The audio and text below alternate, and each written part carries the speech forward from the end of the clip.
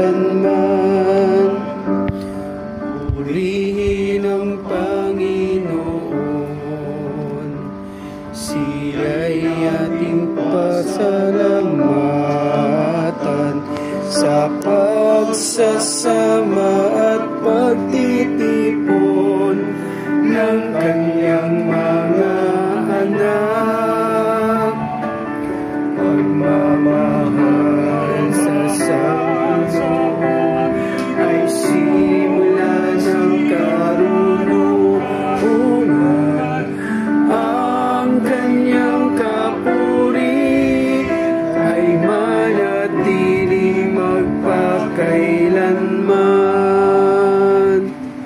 Sa ngalan ng Ama, ng Anak, ng Espiritu Santo. Amen. Sumainyo ang Panginoon. At sumainyo rin. Mga kapatid, halina't manawagan kay Jesucristo upang ating mga kapatid na yumao ay pagkaluban niya ng awa at kalinga.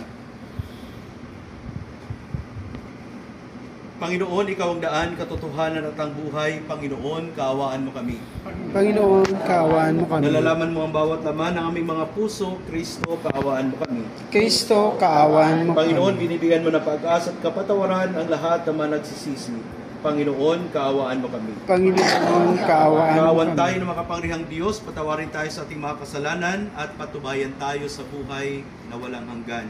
Amen. Ating alay ang banal na misang ito para sa kaluwalhati ng ating mga mahal sa buhay na sina Francisco, Annabel at Renato.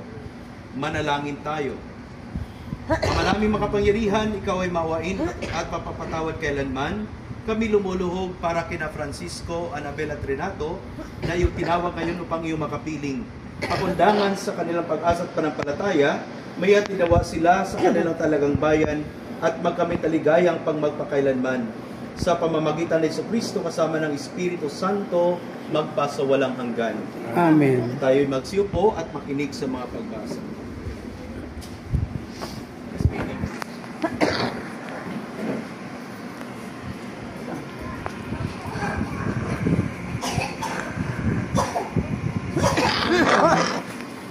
Pagpapahayag ng salita ng Diyos.